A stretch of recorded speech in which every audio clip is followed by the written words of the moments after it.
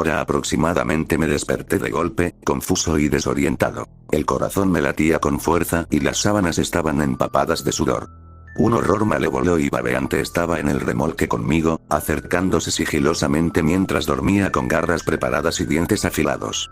La absoluta certeza de esto cubrió mi boca con el sabor metálico del miedo, agrio, seco y espeso.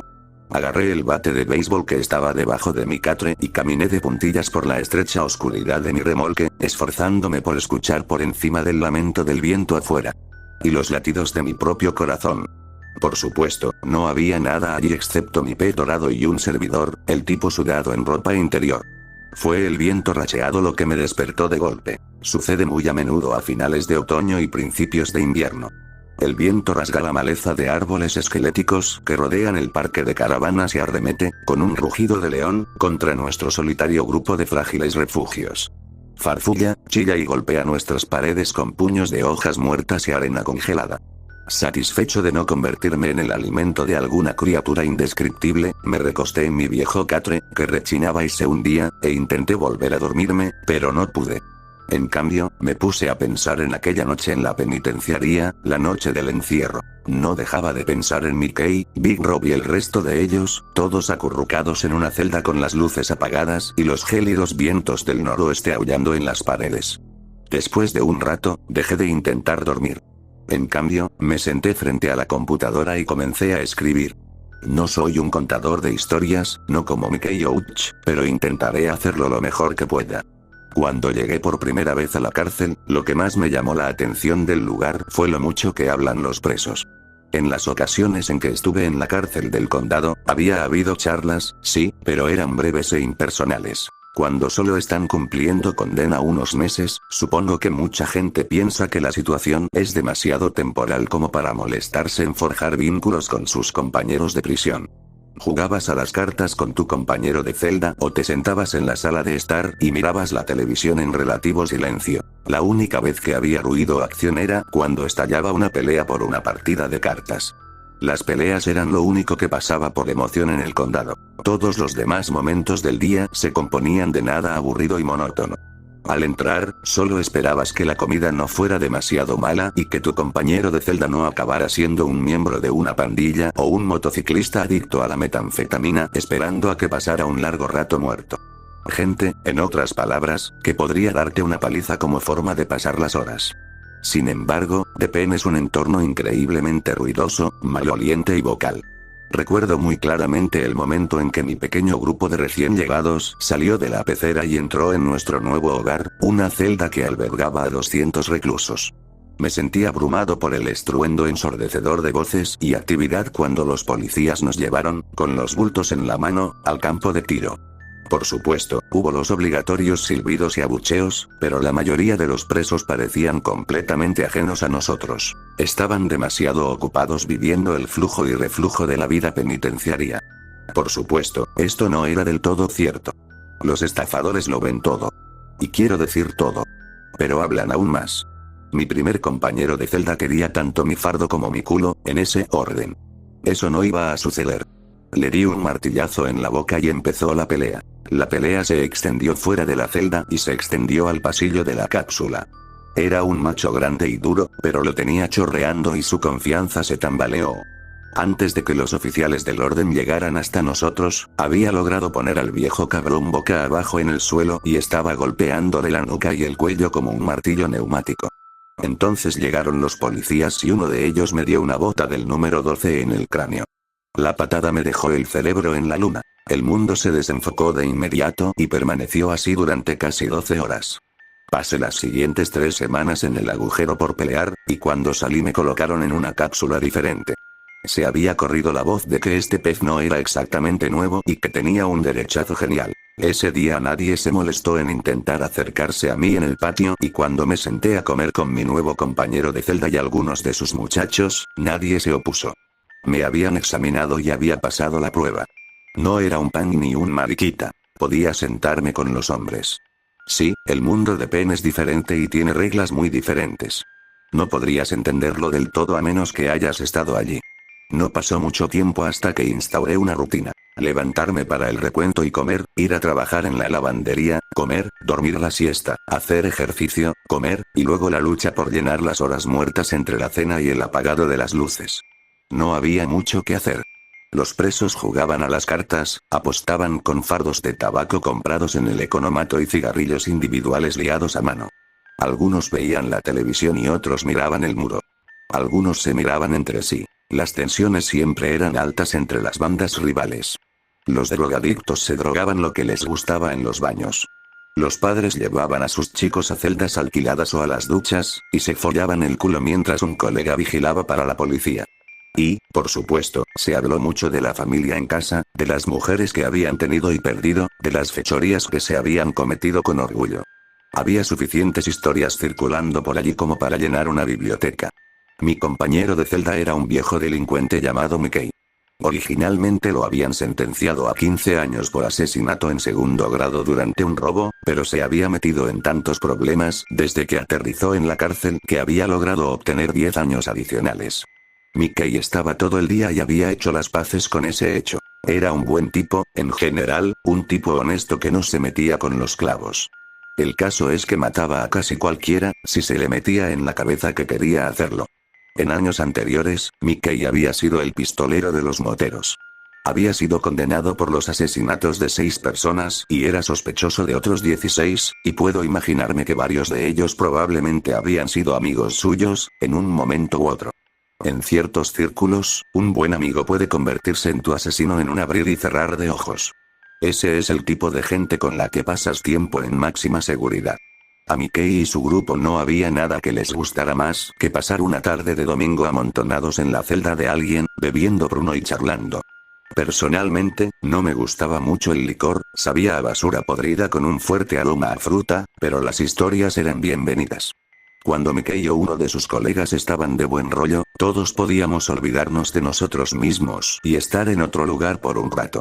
En cuanto a los contras, eran unos tipos muy buenos, y estas sesiones de tonterías eran el pegamento que mantenía unido al grupo de Mickey. Recuerdo observar y escuchar durante horas y horas, hechizado, mientras Mickey o Big Rob o quien fuera tejían un tapiz de palabras en el aire enrarecido que nos rodeaba. Nos hacían rugir de risa, apretarnos de rabia e incluso ahogarnos en silencio de tristeza. Algunos de esos tipos podían tocar las emociones de un hombre como un violín con su narrativa. Eran maestros de la forma. La mayoría de las veces, las historias eran bastante groseras, lo cual era de esperar, mira de dónde venían, y, en ocasiones, eran francamente horrorosas.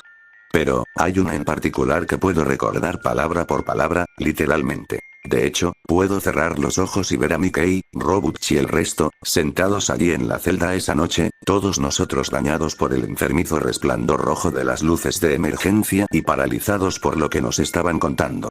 A esta historia en particular le gusta aparecer en mi cabeza en las pequeñas y muertas horas de la noche, cuando los fuertes vientos del viejo y monótono noviembre azotan y sacuden mi pequeño y oxidado remolque con la suficiente fuerza como para despertarme, como lo hicieron esta noche. Por coincidencia, fue una noche de noviembre como esta cuando escuché esta historia. Había cumplido un año de mi condena de 4 años por robo a mano armada, y este era mi segundo invierno en la prisión. Recuerdo que el maldito viento atravesaba las paredes con mucha fuerza esa noche, y las corrientes de aire nos congelaban los dedos de los pies. Había habido un asesinato ese día, y toda la prisión estaba en cuarentena, las 5 celdas y la unidad de custodia protectora también. Big Robuch era un hombre que estaba atento a todo y sabía que el encierro era inminente. Teníamos el tiempo justo para hacer preparativos para lo que se avecinaba. Contentos por la oportunidad de pasar el rato y emborracharnos, 7 de nosotros nos apiñamos rápidamente en su celda con nuestra ropa de cama, bocadillos del economato y todo el equipo que pudimos conseguir. Recuerdo que estábamos todos envueltos en nuestras mantas finas y ásperas como burritos de convicto. Las mantas eran grises y estaban hechas de lana áspera. Al registrarse en el Razor Uirein, le entregaban una y solo una. En invierno, las mantas eran muy caras. Los hombres luchaban por ellas. A veces, incluso mataban por ellas. Mickey y Big Rob estaban sentados en la litera de abajo. Coltrane y su hijo Remy estaban en la de arriba. Yo me estaba congelando el culo en el suelo, junto con Nick y Richie. Los cachorros jóvenes tenían que sentarse en el suelo. Así eran las cosas. Los viejos presos tenían que acurrucarse en la relativa comodidad de los finos colchones que cubrían los listones de muelles que rechinaban, y, en el caso de Coltrane, también la perra del viejo preso. Sin embargo, no nos quejábamos en voz alta por ello. Sabíamos que no debíamos hacerlo. Big Rob era un administrador y una de sus tareas era fregar los suelos de la morgue de la prisión. Nos estaba contando lo que había sucedido cuando el forense le realizó la autopsia a Stutters. Stutters era un drogadicto que había sido sospechoso de delatar a otros presos a la policía a cambio de heroína. Él era la razón por la que toda la prisión estaba cerrada. Lo habían descubierto en su litera después del almuerzo, muerto como excremento de perro del día anterior y lleno de agujeros irregulares. La navaja se encontró en un inodoro en el cuarto de duchas. Había sido hecha de bolsas de plástico, calentadas hasta fundirse con un Bic y luego comprimidas para formar una pequeña arma resistente y afilada. Entonces estaba limpiando donde guardan las camillas, y al final del pasillo la puerta estaba un poco abierta, así que podía ver al Doc inclinado sobre Stutters en la mesa. Estaba tarareando y cantando para sí mismo como siempre, y yo sonreía por lo horrible que era su voz, cuando de repente el Doc dijo, «Mierda, mira eso». Y luego comenzó a tener arcadas y arcadas. Entonces, escucha esto, de verdad gritó, y gritó, «Jesucristo, está por todo mi maldito brazo». Salió corriendo de la habitación y corrió por el otro pasillo, y yo dije, ¿qué diablos es todo eso? Lo escuché gritarle a sus asistentes o lo que sean, los más jóvenes. Todos vinieron corriendo y escuché a uno de los asistentes decir, «Oh, joder, debes estar bromeando». Entonces me llega el olor, que viene de ese pasillo tan largo y asqueroso. Es pútrido, muchachos. Olía como una combinación de carne podrida y un viejo baño de mierda en agosto. Tuve que agarrarme la nariz y salir corriendo de allí. Es lo peor que he olido en mi vida. Nick preguntó, ¿de dónde era? Y se movió incómodo donde estaba sentado al lado del inodoro. Era bastante más joven que yo. Había celebrado su 20º cumpleaños hacía unos meses. Era su primera vez allí y le tocó la pajita más corta. 15 años, 8 antes de que lo consideraran para la libertad condicional. Su tío, afortunadamente para Nick, también estaba cumpliendo condena en la misma prisión. Era un ángel del infierno de alto rango que gobernaba tanto la cápsula B como la cápsula C con puño de hierro. Como resultado, Nick estaba teniendo el viaje más fácil que un novato en la prisión hubiera tenido jamás. Coltrane y Mickey habían dado la bienvenida personalmente al chico a la tripulación, según las órdenes del anciano. Tenía un rostro fresco y era físicamente blando. A veces me pregunto si alguna vez se había dado cuenta de lo mal que podría haber sido para él allí. Aparentemente, dijo Big Rob, bajando la voz hasta un ronco susurro, Stutters se hacía revisar regularmente para ver si tenía pinchazos o marcas de heridas, porque lo arrestaban muchas veces por posesión. Así que empezó a dispararse en el culo. Pero no en la nalga, ¿sabes? Me refiero a directamente en la pared del recto. Se lo estaba disparando directamente en el puto culo, tío. ¿Te lo puedes imaginar? Muy pronto, desarrolló un absceso horrible. Debido a todas las bacterias fecales y la porquería que vivían en su viejo camino de tierra, el absceso se infectó muy mal. Después de un tiempo, se cubrió con una costra de glóbulos blancos y cosas asquerosas y se hinchó hasta convertirse en una burbuja gigante de pus. Esa burbuja se hizo tan grande que finalmente cerró el culo del pobre cabrón, y me refiero a que lo cerró por completo. Al parecer estuvo así durante semanas, tío, de verdad. Semanas. Debió doler un montón, así que el doctor vio algo. Era como si saliera a borbotones del culo del cabrón muerto y él lo pinchó con su bisturí y ¡zas! Salió a borbotones un montón de pus verde sangriento, lleno de bacterias muertas y apestando como los testículos del diablo. Oh, mierda, eso es muy sucio, tío, gimió Mickey y fingió vomitar encima de Unch. Todos arrugábamos la nariz con disgusto y movíamos la cabeza. Sucio no era ni de lejos la palabra adecuada para esta imagen repugnante. Pero no es eso, amigo mío, no es eso. Lo peor, continuó, fue el hecho de que Stutters llevaba unas semanas con ese maldito globo de pus, ¿sabes? Le taponaba el canal de mierda. Cuando el doctor le hizo estallar esa cosa con el bisturí, ¡ay, demonios! Fue una auténtica tormenta de mierda. Salió a borbotones de su culo como una manguera a alta presión. Observamos aquella imagen durante un momento en silencio y estupefactos. Me sentí un poco enfermo. Así que, jodidamente, sucio. Rugió Mickey y, a pesar de lo que acababa de oír, tuve que reírme. Coltrane y los demás se unieron a él. Remie parecía disgustado. se estaba limando las uñas. Remie ya no era un punk más de un bloque de celdas, un hombre débil que intercambiaba lo que tenía que intercambiar para poder seguir adelante en un mundo dominado por la fuerza. En los últimos meses, se había vuelto completamente mariquita. Después de un año o así de soportar el papel de mujer servil al recibir la pata de cerdo de Coltrane fue, de hecho, el que había expulsado a Remie en primer lugar, finalmente había dejado de interpretar el papel de una mujer y ahora lo estaba viviendo. Era evidente que había comenzado a tomar hormonas femeninas ilícitas. El vello de sus brazos se había vuelto más escaso y parecía que recientemente le había crecido la mínima insinuación de pechos debajo de su mono naranja. Cuando salí de la cárcel, Remie había cambiado su nombre a Rihanna y era la esposa de, prepárense para esto, nada menos que el tío de Nick, el rey no oficial de las cápsulas B y C. Rihanna era conocida por provocar peleas salvajes entre los reclusos que competían por su atención. Por cierto, eso fue exactamente lo que hizo que Coltrane terminara ganando una libertad condicional anticipada inesperada, una libertad condicional por la puerta de atrás, como la llaman. Porque no se sale por la puerta principal cuando se está muerto. Así que un cadáver le cagó encima al Doc, dijo Richie, en un tono lento y soñador. Era mierda cubierta de pus. Eso es una mierda, tío. Oye, ¿crees que le pasa eso a menudo? ¿O es que fue la primera vez? Richie había esnifado un poco de hidromorfona antes, y ahora estaba en algún lugar entre las nubes, flotando con una sonrisa de drogado en la cara. Richie, ¿eso es una mierda? Mickey se quedó en silencio. En realidad, es una buena pregunta.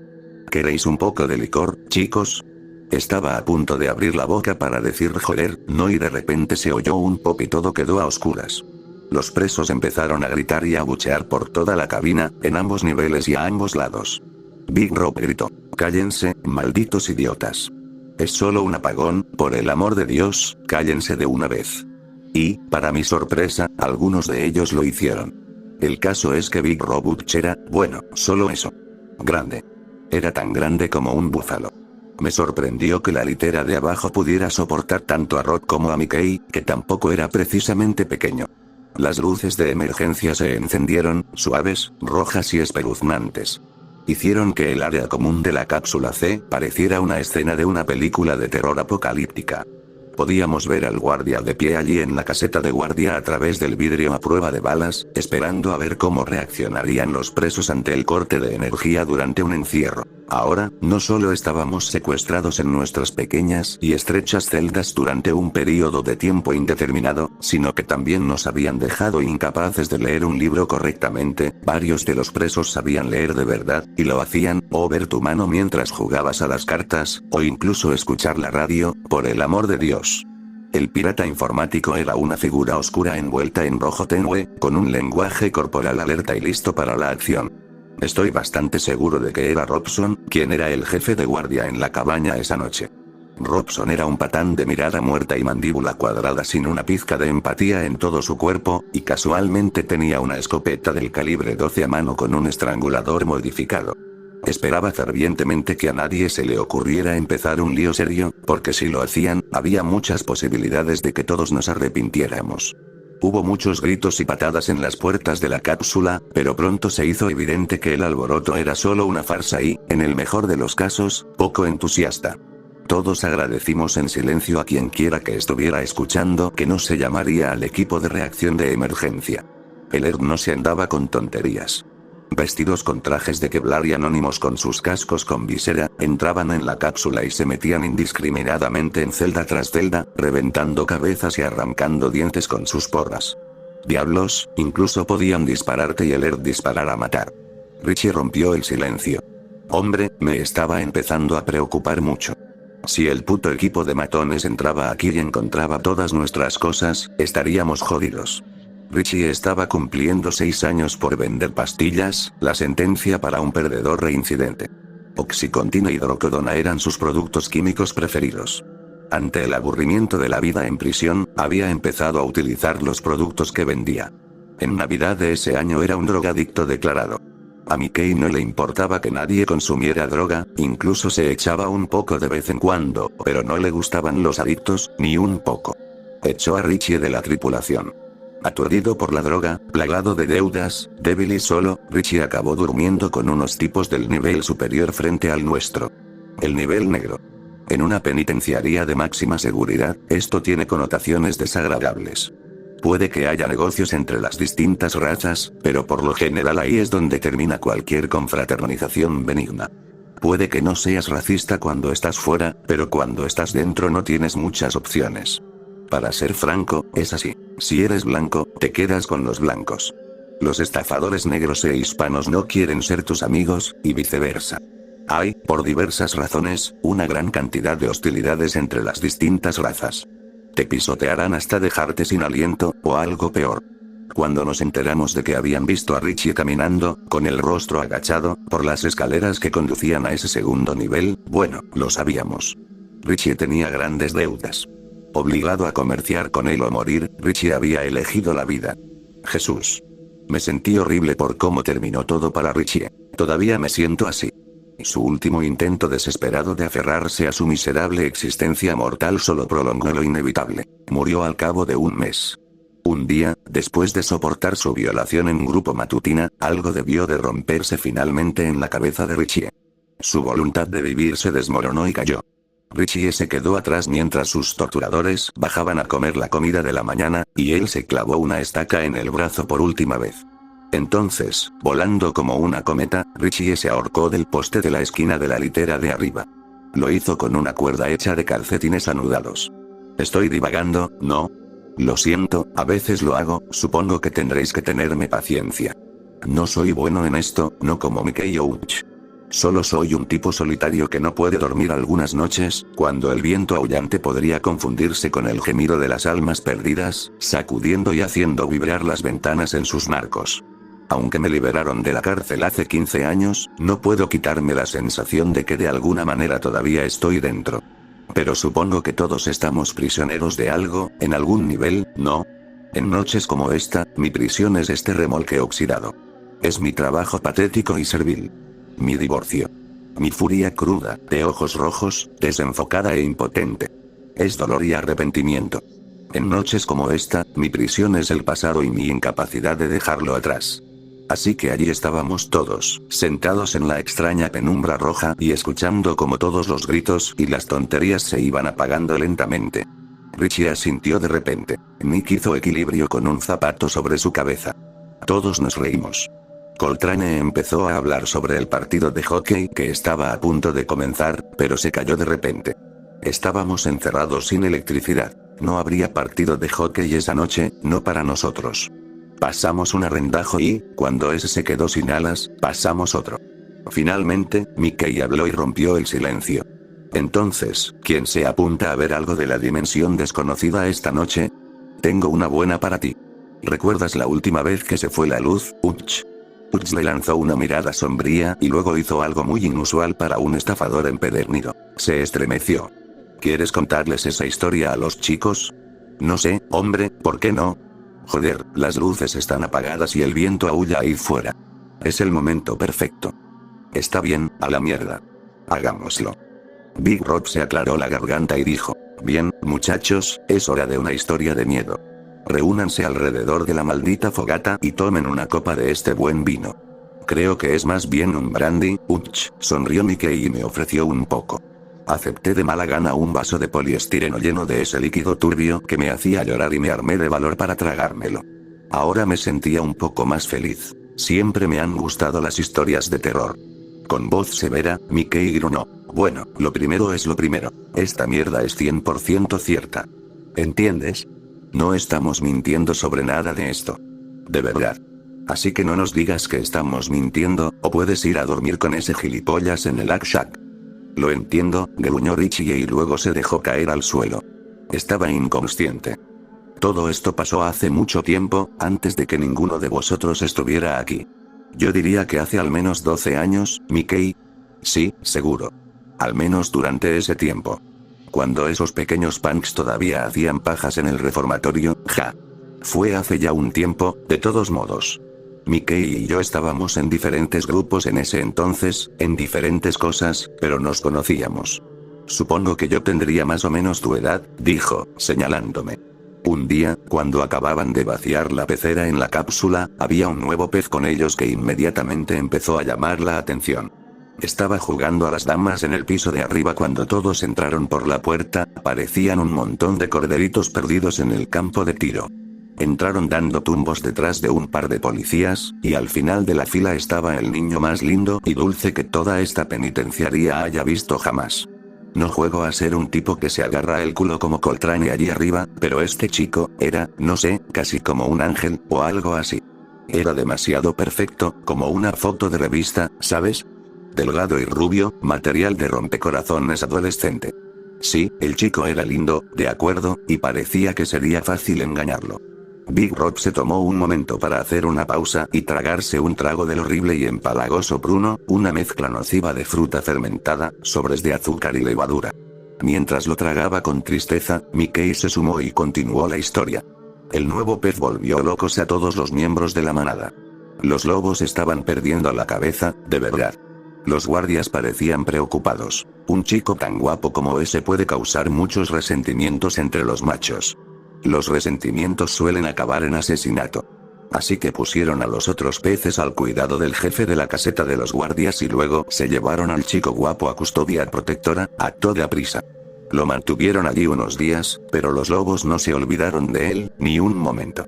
Todo el tiempo preguntaban por el chico a los administradores que tenían acceso a la PC. Preguntaban si el chico se sentía solo, si quería una chocolatina o un libro sobre sexo o una bolsita de puto caballo, lo que fuera que quisiera el chico, les daban a los administradores notas de amor para que se las dieran, dinero, hierba, todo tipo de mierdas. Finalmente, un estafador llamado Olbrook pidió unos grandes favores y los piratas informáticos trasladaron al chico de nuevo a la manada. Más al grano, en la celda de Olbrook. Recuerdo haber visto cómo los policías acompañaban al joven a través de la celda y subían las escaleras hasta su nuevo hogar.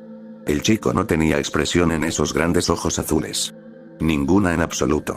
Simplemente, en blanco. Olbrook era un hijo de puta enorme y grasiento, realmente desagradable. Se le podía oler a 6 metros de distancia. Era un completo psicópata. Te lo aseguro, ver a Brookie sonriendo y esperando en la puerta de su celda a que llegara su nuevo compañero de litera, me hizo sentir pena por el chico. Estaba planeando hacerle cosas malas al chico, se le notaba en su sonrisa. Iba a hacerle daño. Sin embargo, no había expresión alguna en la cara de ese chico. Recuerdo que pensé que el pez era muy valiente o demasiado estúpido para entender lo que le esperaba. Rob se bebió de un trago el resto del licor que tenía en su vaso Dixie y trató de no vomitar. Uf, esta mierda es jodidamente horrible. ¿Quién la preparó? Su voz sonaba seca y quemada. Nuestros buenos vecinos del pasillo son ellos, se rió Mickey. Se las arreglaron para esconderlo en el tanque del inodoro el tiempo suficiente para terminarlo, y, por Dios, es asqueroso. Joder, creo que ya me estoy quedando ciego. Hutch le tendió la taza y Mickey le sirvió otro trago de la bolsa de plástico, teniendo cuidado de que el calcetín que estaba usando como filtro no se le saliera y derramara cóctel de frutas podrido por toda la litera. Probé un sorbo del mío y casi vomité. Todos se lo pasaron en grande con esto, excepto Richie, supongo. Richie seguía tumbado en el suelo, con los párpados revoloteando y temblando. Fue un dolor de cabeza para más de uno ver a Olbrook clavarle sus sucias garras al chico primero. Le destrozaría el culo y el alma, ese era el consenso general. A la mañana siguiente, llevarían al chico a la enfermería y, después, probablemente lo volverían a meter en prisión para que lo vigilaran por si se suicidaba. Incluso si volviera a la celda, nadie querría al chico, no después del daño permanente que Brookie podía causarle. ¿Ves lo afortunado que eres? Le dijo Coltrane a Remie, y el pequeño francés sonrió mirándose las uñas como respuesta. Luego siguió limándolas, delicadamente, con toda su concentración. De vez en cuando, me pregunto si Remie ya estaba planeando los flirteos e indiscreciones que inevitablemente resultarían en el asesinato de Coltrane, con el cráneo aplastado con una mancuerna de 20 libras en el foso de pesas. Coltrane, el marica que había tomado la hombría de Remie y, finalmente, lo había transformado en algo que probablemente nunca hubiera querido ser, ahora que lo pienso, estoy bastante seguro de que lo era. Y no puedo culparlo por ello. Rob nos dijo. Esa noche oí gritos. Eran muy débiles, pero aún así podía oírlos. También mi compañero de celda, que en aquel entonces era el viejo Johnny Francini. Le susurré. Oye, ¿escuchas esa mierda, tío? Joder, es horrible, y él respondió con total naturalidad. Ese chico tenía que saber que esto iba a pasar, ¿eh? Es demasiado bonito como una chica para estar en este lugar. Nunca debería haber venido aquí. Como si el chico se hubiera ofrecido voluntario o algo así.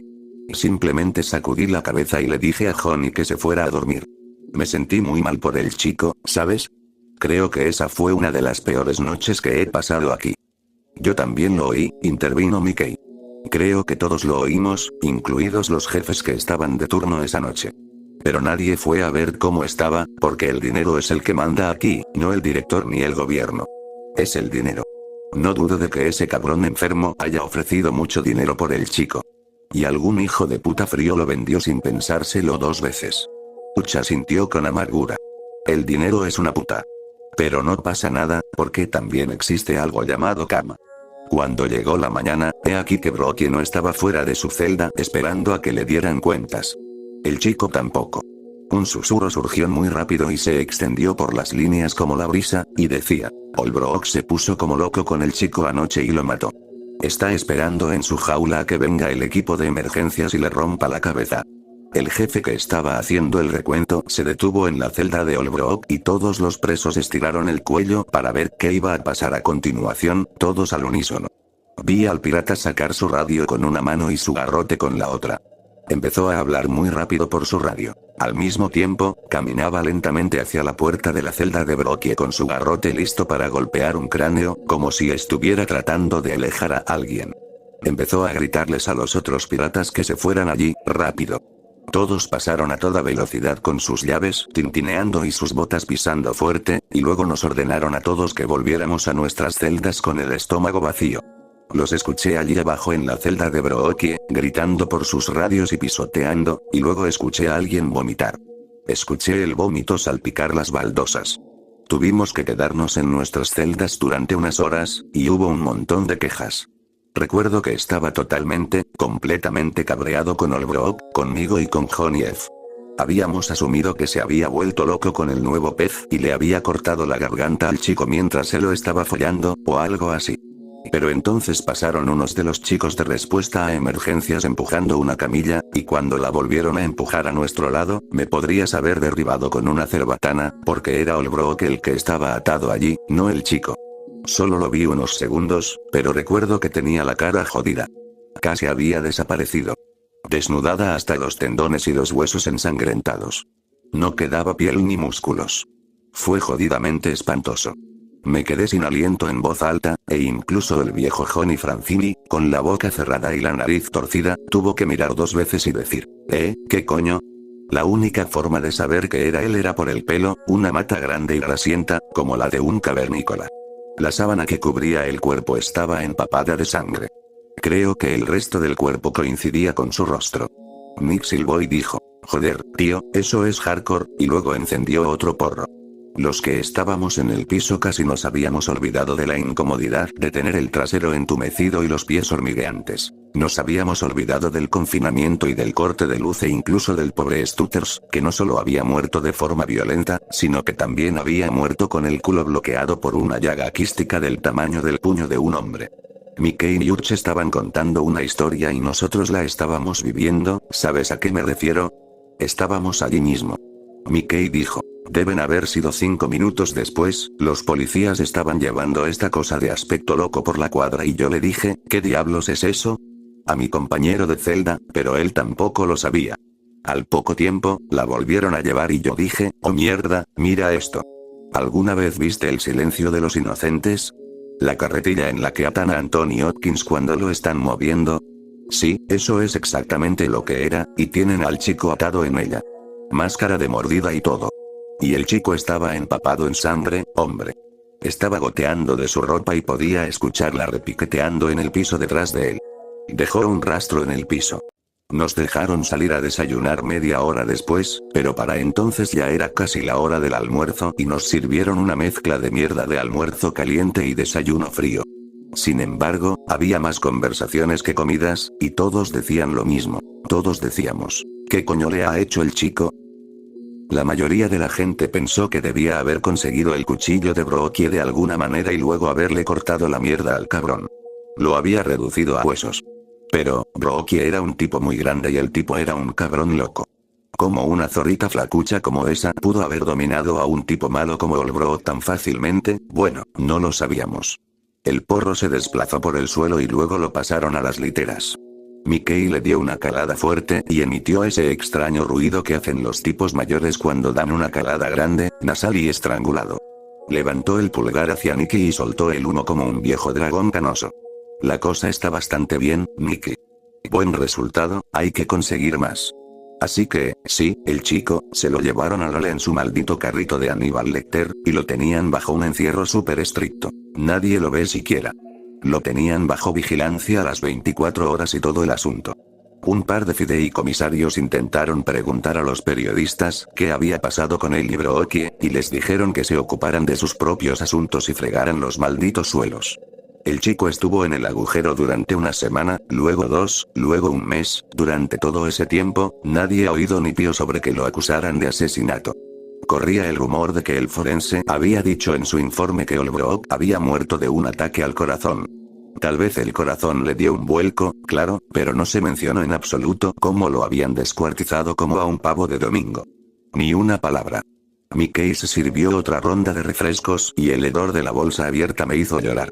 Butch sonrió un poco, una acción sin ningún humor detrás. Bueno, las lenguas se movieron, como suele suceder, y muy pronto la gente empezó a decir que tal vez el chico no era natural. Que había matado a Brookie con los dientes, que se había comido vivo al cabrón, como una especie de monstruo. Los chicos incluso decían que el cura lo visitó en Deole y terminó yéndose con lágrimas en los ojos, realmente llorando y esas cosas.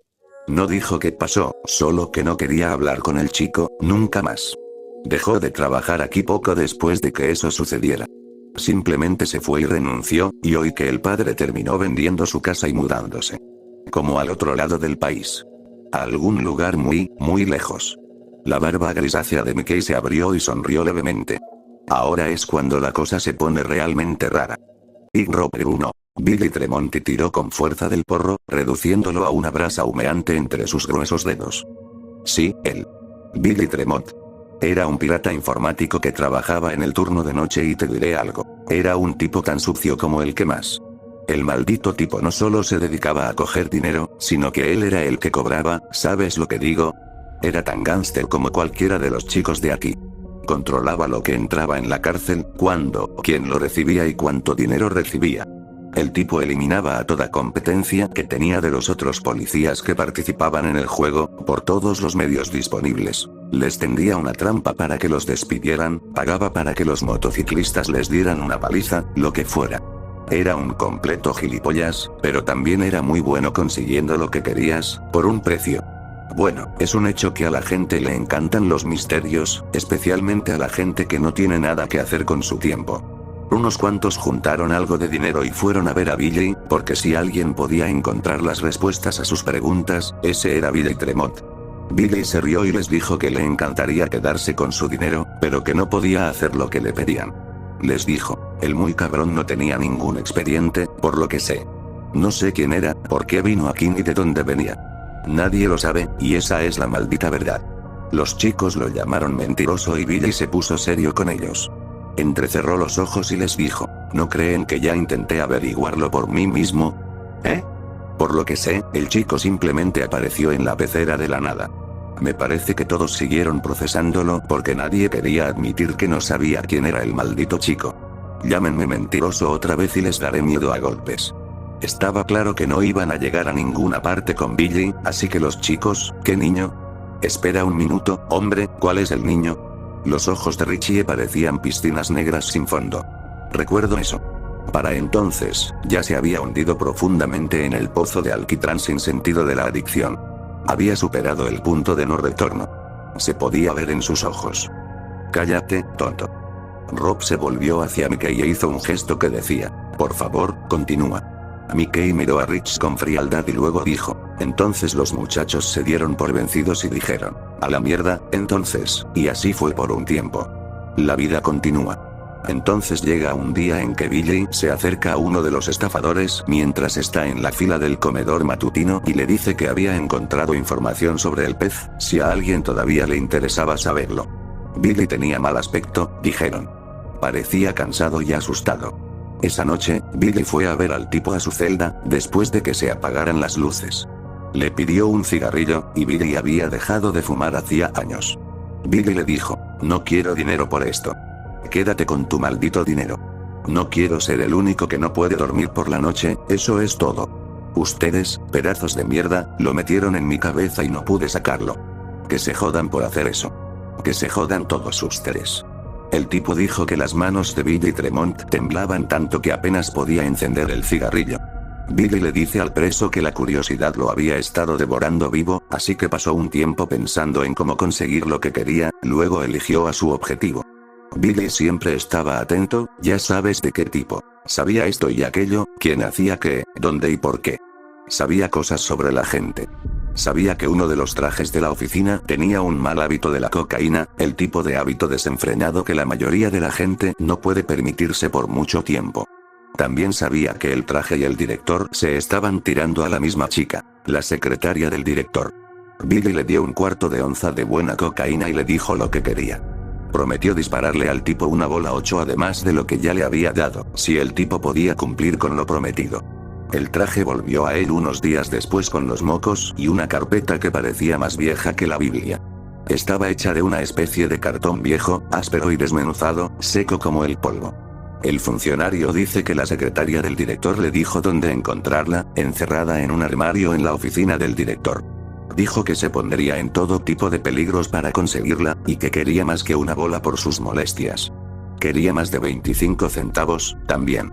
Billy le dijo que podía coger la bola, o Billy podía hacerle saber al director que uno de sus secuaces no era solo un cocainómano y un ladrón, sino que también estaba metiendo la mecha en el tarro de miel del director. Billy le dijo al traje que la follada anal que le daría el director no sería ni de lejos tan mala como la que le darían los lobos. El tipo cerró la boca, cogió su bola 8 y se separaron. Entonces, entre caladas y caladas, Billy le dice al estafador que los primeros documentos que había en la carpeta eran páginas sacadas de un expediente judicial, de un juzgado de un lugar apartado, en medio de una zona ganadera. Estaban escritos a mano con una pluma antigua, dijo Billy. Ya sabes, de esas que había que mojar en un tintero y luego secar con papel secante para que no se corrigiera. Así de vieja era la cosa.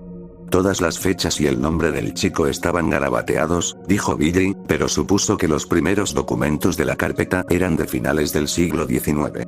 Nick resopló. ¿Qué? Eso ni siquiera es posible.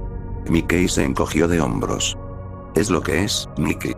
La transcripción decía que el chico había sido acusado de asesinato múltiple, práctica de ritos satánicos, canibalismo, incendio provocado, mutilación, tenía solo 16 años cuando lo juzgaron. El fiscal quería colgarlo por sus crímenes. Pero el abogado defensor que la corona había designado, un cabrón grasiento, argumentó que sería piadoso dejar que el chico viviera el resto de sus días en la cárcel, ya que se sabía que el chico era un vagabundo huérfano que se había criado en el bosque. No hay guía moral en el bosque, ese fue el argumento. El jurado terminó poniéndose muy piadoso y conmutaron la cita del chico con la cuerda por cadena perpetua. Lo enviaron a la cárcel y, esa misma primera noche, mató a su compañero de celda. Lo mató con las uñas y los dientes, y luego se comió al pobre hijo de puta. Coltrane parecía perturbado. Mierda. Esto es cosa de película de terror. Lo siento, pero deben estar tomándonos el pelo. Mickey se encogió de hombros otra vez. Me gustaría estarlo, pero no lo estoy. Al menos, no según Billy Tremont. Billy dijo que metieron al chico en un manicomio para criminales dementes después de que se comiera a su compañero de celda. Le pusieron una camisa de fuerza. En algún momento, los curanderos se dieron cuenta de que los tratamientos habituales no estaban funcionando para nada, así que decidieron hacerle una lobotomía al chico. Estaba inconsciente como una luz de éter y estaban a punto de empezar, cuando de repente el chico rompió las ataduras de sus brazos y hundió los dientes en la garganta del cirujano jefe, como un maldito lobo. Se la arrancó. No había forma de que todavía estuviera consciente, y mucho menos de que pudiera romper esas gruesas bandas de cuero, pero lo estaba, y lo hizo. Por lo que he oído, dijo Utch, después de matar al curandero, volvieron a poner al chico en el estrado, y esta vez obtuvo 12 votos a favor de la pena de muerte. Lo llevaron a la plaza del pueblo y lo llevaron a la horca, mientras todos los habitantes del pueblo gritaban y le tiraban pan mohoso y excrementos de vaca. Se reía de ellos. El verdugo le puso la soga alrededor del cuello y le preguntó al chico si tenía unas últimas palabras de arrepentimiento que compartir con la multitud. El chico dijo, alto y claro, no hay nada de qué arrepentirse en hacer lo que quieres. Le follaría el culo a tu madre y le freiría el corazón, si quisiera, y después de terminar de hurgarme los dientes, ni siquiera le tiraría un pedo para bendecirla. ¿Por qué debería hacerlo? Así que los policías golpearon al chico con sus porras, le pusieron la capucha al pequeño cabrón y el verdugo tiró de la palanca, pero la trampilla no se abría. Jugueteó con ella y lo intentó 3 veces más, y cada vez la maldita puerta no se abría. No sabían qué hacer. Todo el tiempo, el chico se reía, los maldecía y alababa al diablo, siendo un incordio en general. La gente le gritaba que se abalanzara. La cosa se estaba poniendo fea ahí fuera, y rápido. Así que a alguien se le ocurrió la brillante idea de poner al chico contra una pared y dispararle, y acabar con todo de una vez. Pero eso tampoco funcionó, añadió Mickey. Sus palabras se estaban volviendo espesas y arrastradas. Parecía que el alcohol estaba empezando a hacer efecto. Pusieron al chico contra una pared de ladrillos y 5 policías apuntaron. 5 policías apretaron el gatillo y 5 pistolas fallaron. Lo intentaron de nuevo y volvió a pasar lo mismo. Para entonces, la gente que estaba mirando se estaba asustando. La multitud de granjeros y trabajadores de la fábrica que salió a ver cómo colgaban al chico, de repente todos tenían lugares a los que ir. Todos se fueron, y el Padre Nuestro estaba en más de un par de labios mientras se iban, apuesto. Cuando todos se fueron, los policías metieron al chico de nuevo en la carreta, porque no había nada más que pudieran hacer. Lo llevaron de vuelta al juzgado y, después de un debate a puerta cerrada, el juez hizo que lo enviaran a otra cárcel, donde lo encerraron en una habitación sin usar en el sótano. Luego tapiaron la puerta, y luego, por si acaso, tapiaron todo con ladrillos. Richie intentó fijar la mirada en Mickey y preguntó, ¿Pueden realmente hacer eso, hombre? ¿Simplemente meter a alguien en un agujero y apedrearlo? Mick tomó la palabra.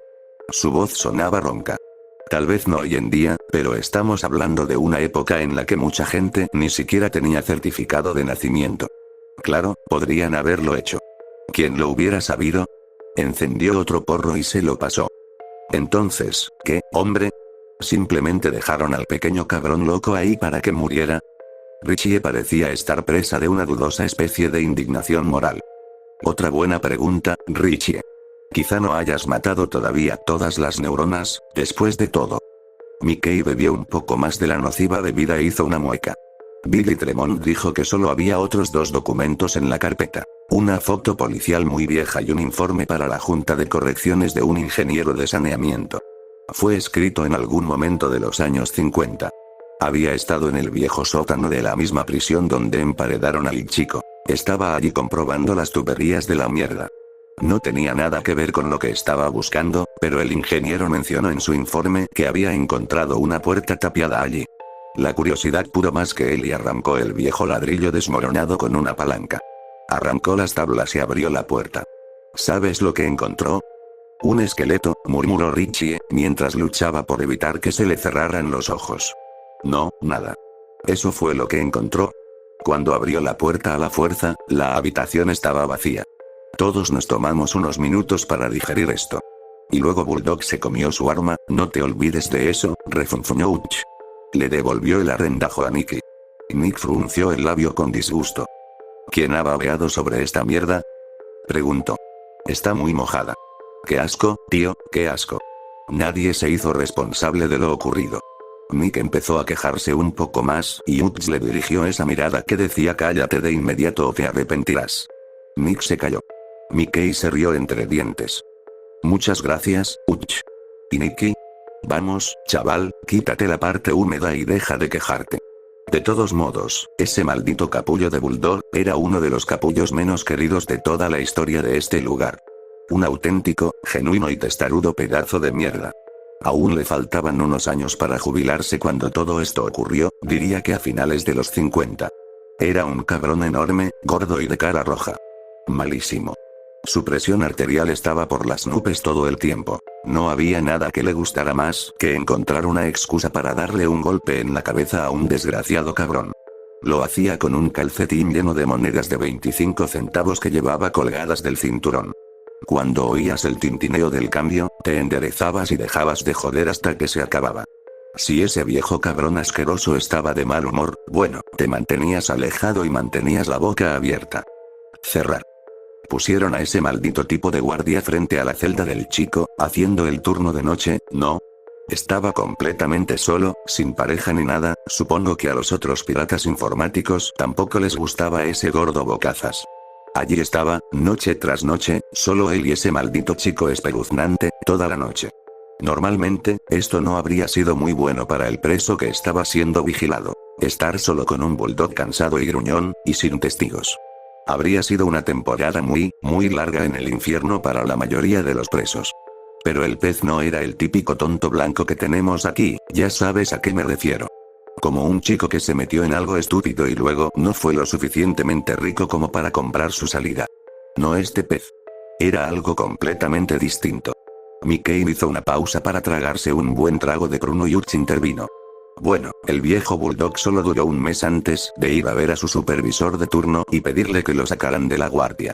La puerta de la oficina del jefe de policía estaba un poco abierta y un tipo llamado, Taxorax, algo así, no recuerdo, de todos modos, supuestamente escuchó la mayor parte de la conversación mientras esperaba para ver al director. ¿Por qué estaba esperando para ver al guardián?, murmuró Richie. Como era habitual en él, no estaba captando el foco principal de la historia. Joder, delatar a alguien, ¿no? Maldito idiota. Odio a esos cabrones. Las ratas necesitan sufrir, hermano. Las malditas ratas necesitan... Dios mío, Richie, ¿podrías hacer algo al respecto? Eres un desperdicio de piel.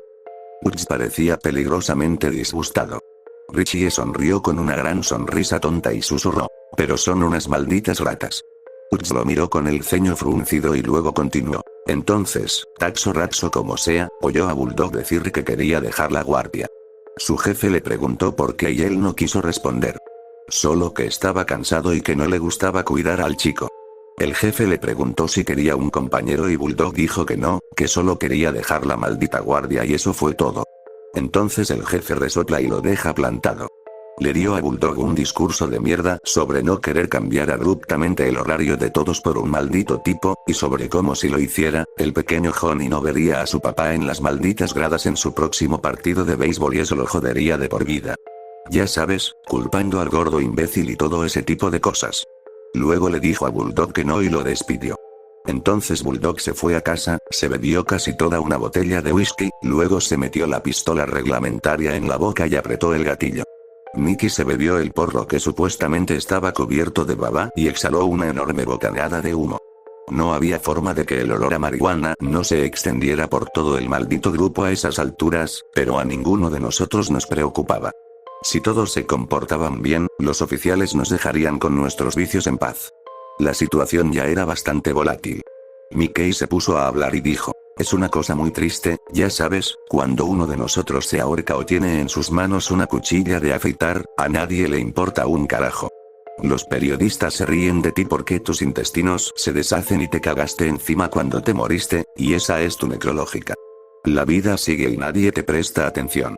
Pero este gilipollas se mete una pistola en la boca y se vuela los sesos por encima de la cabeza, y, carajo, de repente se convierte en un héroe. Incluso hubo un gran artículo en el periódico local sobre cómo el estrés de ser funcionario de prisiones causa depresión y bla, bla, bla, las almas sensibles no pueden manejar la cruda realidad de trabajar con presos drogados y que follan por el culo. Fue un poco ridículo, la verdad. Quien escribió ese artículo no conocía personalmente a Bulldog, eso es seguro. Uch intervino. Pero el maldito periódico no mencionó nada sobre lo que llevó al cerdito a apretar el gatillo y ventilarse el cráneo, ni una mierda. Ni una sola mención del chico. El chico era el pequeño secreto desagradable del director. Porque todavía no sabían quién coño era el chico ni de dónde venía. Y de una forma u otra, el pequeño cabrón espeluznante estaba matando gente. Todo lo que tenían para seguir era un viejo documento judicial que se leía como un libro de terror, una mención de pasada en un informe de saneamiento y una foto en blanco y negro de alguien que se parecía al chico, pero que no podía ser el chico. De repente me di cuenta de que me estaba asustando un poco.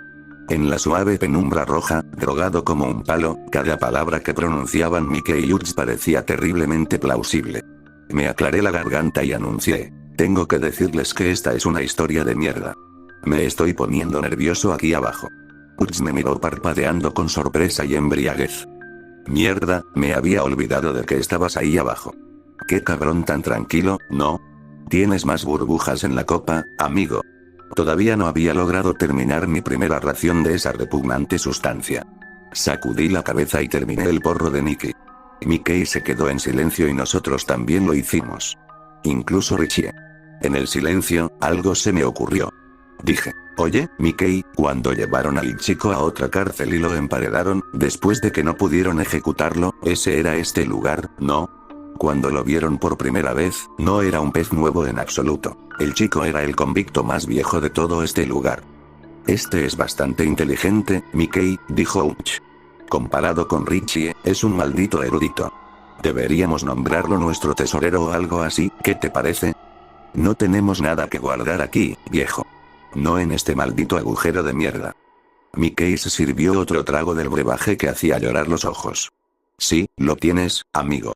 Según Billy Tremont, estaba justo debajo de este mismo edificio. Dejó escapar un suspiro ronco y levantó su vaso de whisky. Para Billy Tremont, dijo, espero sinceramente que Dios te lo haya tomado con calma. ¿Cómo murió? Preguntó Nicky. Mickey volvió a mostrarle esa sonrisa sin humor. Poco después de que Bulldog comiera plomo, nos despertamos con el sonido de disparos en mitad de la noche otra vez. Encontraron a Billy Tremont muerto en el vestuario del oficial al mando. Su cerebro y trozos de su cráneo se deslizaban por la pared junto a su cuerpo como caracoles. El forense declaró que se trataba de otro suicidio, pero la cuestión es que encontraron 5 trozos de plomo incrustados en una pared, todos a la altura del pecho. Y uno en su cerebro. Había una taza de café llena derramada en el suelo a su lado y todavía tenía un formulario de solicitud de vacaciones agarrado en su mano libre. Mickey se apoyó contra la pared y dejó escapar una bocanada de aire desdeñoso.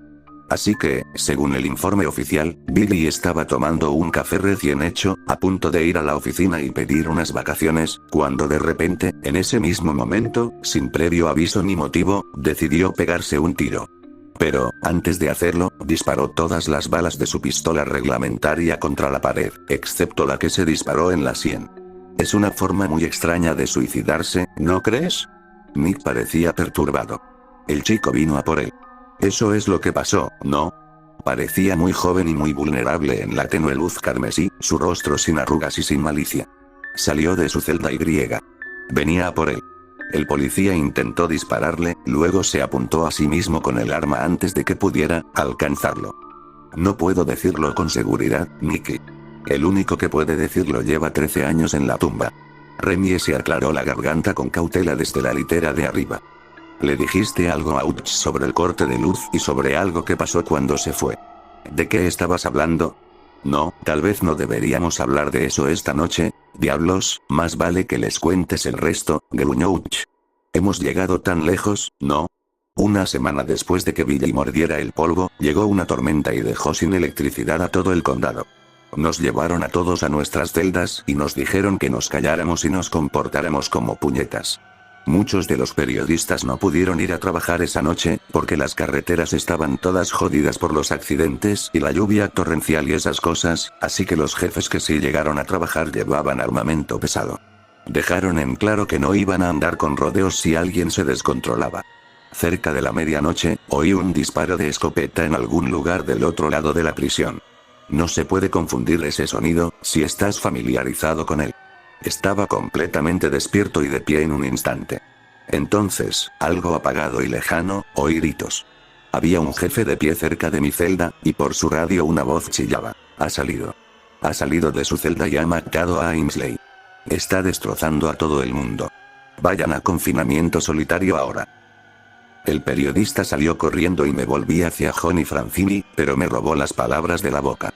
Dijo, el chico, está suelto. Esto es malo. Estaba oscuro allí, pero estoy bastante seguro de que vi a Johnny santiguarse. Los ojos de Mickey nos miraban con brillo en la penumbra, vidriosos por la bebida y abiertos por el recuerdo en sus labios. Hubo un segundo disparo, y luego muchos más. Resonaron y retumbaron y nos asustaron muchísimo. Cuando se fueron apagando, oímos más gritos. Sonaban como animales en un matadero, chillando y corcoveando mientras exhalaban su último suspiro. Mi compañero de celda y yo nos escondimos en un rincón con un colchón delante. No sabíamos qué estaba pasando, solo que los piratas habían intentado disparar a algo y no lo consiguieron. No tengo miedo de admitirlo, me estaba cagando en los pantalones. Oí pasos que se acercaban golpeando el cemento y luego 3 policías pasaron corriendo frente a nuestra celda, dijo Unch. No solo corrían, sino que corrían a toda velocidad, como si fueran atletas olímpicos. Vi sus caras por un segundo y estaban locos de miedo. Nunca había visto a nadie con ese aspecto, ni antes ni después. Todo el mundo les gritaba cuando pasaban, preguntándoles qué diablos estaba pasando. No respondieron, ni siquiera nos oyeron, simplemente siguieron corriendo y siguieron su camino. Después de unos minutos, un cuarto tipo se acerca y cojea mucho, usando su rifle como muleta. Supongo que se quedó atrás. El pirata miraba mucho por encima del hombro y corría a saltos tan rápido como podía. Dejaba un rastro de sangre detrás de él. El uniforme del pirata estaba destrozado y rasgado en un lado de su cuerpo, ondeando como trapos. Le grité: «Oye, ¿qué diablos les pasó? ¿Qué está pasando?». Y se detuvo frente a nuestra celda. Ahora podía ver al tipo un poco mejor y deseaba no haberlo visto. Era Ainsley. No estaba muerto, después de todo, al menos, todavía no. Su brazo derecho había quedado destrozado hasta casi quedar en nada. Quiero decir, solo eran unos cuantos trozos de carne y mierda fibrosa que rezumaban sangre y apenas mantenían unidos los huesos. También le faltaban enormes trozos de carne en el muslo derecho, y la mayor parte del pie. El tipo tenía la cara gris por la pérdida de sangre.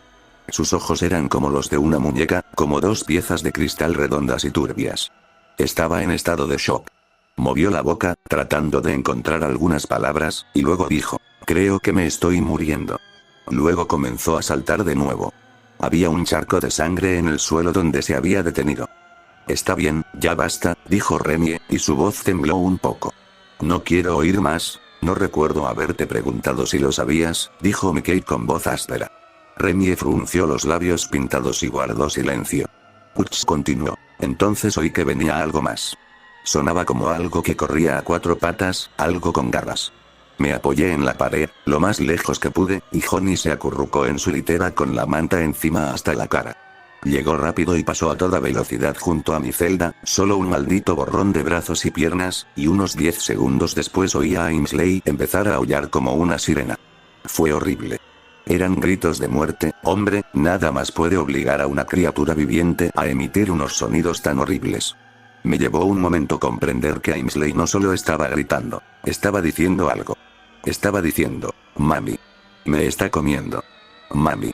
Me está comiendo». Entonces me di cuenta de que yo estaba gritando con él. Y Johnny también. Toda la manada estaba gritando. ¿Te acuerdas de eso, Mickey? Todos nosotros, 200 asesinos y atracadores, gritando al unísono como niñas pequeñas. Nunca lo olvidaré. Jamás, dijo Mickey en voz baja. El coche de caballos finalmente dejó de hacer ruido, y todos lo hicimos también. Casi se podía saborear el terror en el aire, agudo y amargo. Podía oler la sangre de Ainsley, ese olor cobrizo que se te mete en la garganta y te hace querer vomitar. Estaba tan silencioso, silencioso como una tumba. Se podía oír caer un alfiler. Y entonces, lentamente, muy lentamente, una figura aparece caminando en el campo de tiro. Era el chico. Estaba rojo de pies a cabeza, completamente cubierto de sangre, tripas y jirones de cosas que se le resbalaban y caían al suelo. Caminaba por el medio del campo de tiro, y llevaba la cabeza de Ainsley por el pelo, colgando junto a su pierna mientras caminaba. Lo miré cuando pasó y no respiré, ni una sola vez me atreví a respirar. El chico se acercó a la cabaña del coche de caballos, tan despreocupado como podía, y puso la cabeza cortada de Ainsley en el borde de la ventana. Luego salió al campo de tiro. En medio del campo de tiro, levantó el brazo y nos señaló a todos, a cada célula individual. Como si nos estuviera marcando a todos y cada uno. Marcándonos para la muerte. Cuando terminó, el chico caminó de regreso por donde había venido y desapareció de la vista. Esa fue la última vez que alguien lo vio. Simplemente, se fue. Hubo un minuto de silencio. Finalmente, hablé. ¿Por qué carajo nunca había oído nada sobre esto antes? ¿Cómo? Esto debería haber estado en todas partes. En las noticias, en los programas policiales de la televisión, en todas partes. Nick intervino y dijo: yo tampoco había oído nada sobre esto y me encantaban esos malditos programas sobre crímenes. No, nunca has oído nada sobre eso, pero puede que hayas oído algo sobre un motín en la prisión, dijo Mickey. Según los periódicos, los presos aprovecharon el corte de luz y se volvieron locos durante unas horas. La mayoría de los guardias de servicio murieron tratando de detenernos, o eso dice la historia. El gobierno financió un nuevo y fantástico sistema de cierre electrónico, todo por lo que pasó esa noche. Lo pensé por un momento y luego dije, no sé, ¿qué es lo que no sabes? ¿Eh? Te contaré el resto, ¿qué te parece? Uts me miró con enojo y sus ojos entrecerrados me dieron puñetazos fantasmales en la cara. Me quedé paralizada. Los 3 presos que vimos corriendo para salvar sus vidas, corrieron directamente hacia los brazos del equipo SWAT, que acababa de llegar a la escena con sus armas en la mano. Los policías irrumpieron por la puerta y encontraron lo que quedaba de Ainsley primero. Ignoraron nuestros gritos y siguieron el rastro de sangre. Encontraron al resto en el pasillo que corre por el medio de la celda de aislamiento, tirados en un montón de sangre con la sangre coagulándose en un charco debajo de los cuerpos como salsa. Todas las puertas de las celdas habían sido arrancadas de sus bisagras y los presos que estaban dentro habían sido destrozados. Por lo que escuché, un equipo de limpieza de la escena del crimen tardó 6 días en limpiar esa ala. E incluso después de eso, los presos y los presos encontraron trozos secos de carne y hueso durante meses. Te contamos lo que pasó, y puedes creerlo o no. No me importa una mierda, y tampoco Mickey. Pregunta por ahí, si quieres. Hay algunos que llevan mucho tiempo aquí y que podrían hablar de ello, si les das algo para que se aflojen los labios. Una vez más, no me importa una mierda. Toda esta manada tuvo pesadillas durante mucho, mucho tiempo. Probablemente las tendré hasta el día de mi muerte, y dudo que sea el único. Hay algo dentro de estas malditas paredes que parece humano, pero no lo es. Es algo que no quieres encontrarte, y créeme, es mejor que reces por no hacerlo nunca. Entonces Ups dejó de hablar y, como ya era tarde y estábamos todos bastante drogados, el silencio pronto se convirtió en sueño. Recuerdo haber soñado con un joven rubio que estaba de pie entre nosotros mientras dormíamos, silencioso como una sombra. Sus ojos estaban completamente negros bajo el débil resplandor de las luces de emergencia, su expresión era vulpina y hambrienta. Recuerdo que, en el sueño, tenía mucho, mucho miedo de que el chico se diera cuenta de que en realidad no estaba dormido. Si descubría que estaba despierto, me devoraría. Lo recuerdo con bastante claridad. Nos despertamos temprano por la mañana con los lamentables sonidos de Richie, que vomitaba en el baño y estaba enfermo de drogas. Las luces habían vuelto a encenderse y el confinamiento había terminado. Richie no era el único que se sentía fatal esa mañana. Todos estábamos bastante mal, especialmente los que dormíamos en el suelo. Dormir sentados sobre el frío cemento hace que la mañana sea dura y dolorosa. Ninguno de nosotros tenía mucho que decir. Nos sentamos, fumamos y esperamos a que los periodistas hicieran el recuento matutino. Me pregunté si las fuertes resacas no serían la única razón para ello. Sospeché que no era el único cuyo sueño había sido perturbado por el espectro rubio. Una cosa que debería haber dejado de caminar sobre la tierra años antes, pero no lo había hecho. Una cosa con un apetito terrible. Finalmente, los policías llegaron y nos dejaron salir de nuestras jaulas. No hicieron el control matutino de las celdas. Si lo hubieran hecho, simplemente no habría habido suficientes celdas en aislamiento para confinar a todos los que infringieron las reglas. Todos nos fuimos en tropel a hacer fila para comer, excepto Richie, que optó por quedarse atrás y, sin duda, darse el gusto de tomar 1 o 2 bocanadas, y ahí es donde termina esta historia. Bueno, casi. Me liberaron un año antes por buena conducta.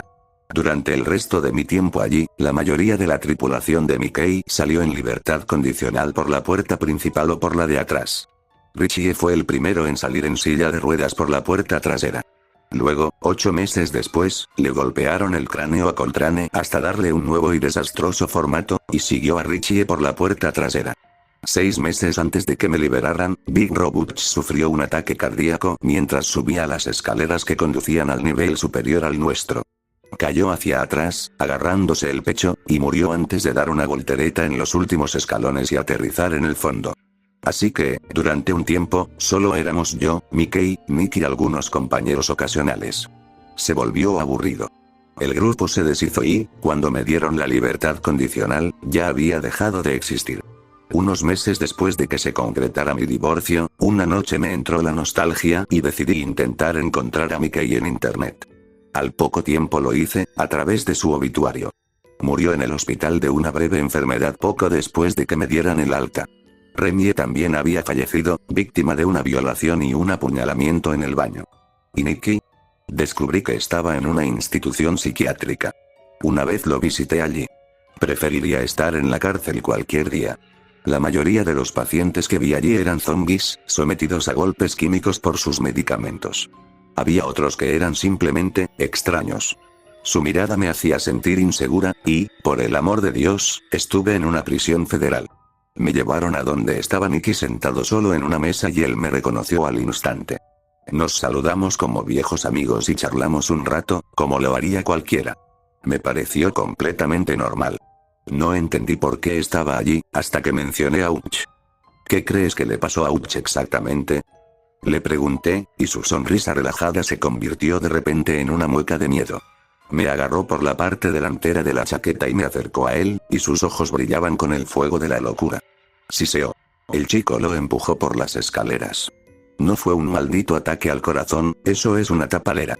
El chico también atrapó a Mickey, se lo comió todo menos la cabeza, dejó su cabeza sobre la maldita almohada, los enfermeros agarraron a Nikki y me lo quitaron de encima, y lo arrastraron mientras él gritaba, se agitaba y se retorcía bajo su férreo control. Observé todo esto con la boca abierta y el corazón palpitando con fuerza. Luego volví a casa y me emborraché muchísimo. En algún lugar dentro de los muros de esa prisión, hay algo que tiene hambre. Y, a veces, se alimenta. No espero que creas esto, al igual que yo no lo hice. Pero, ¿sabes qué? En noches como esta, con el viento aullando y los pelos finos de mi nuca erizados, no podría importarme menos lo que creas. Y, si alguna vez tuvieras la mala suerte de encontrarlo cara a cara, bueno, apuesto a que al niño tampoco le importaría lo que tú creas.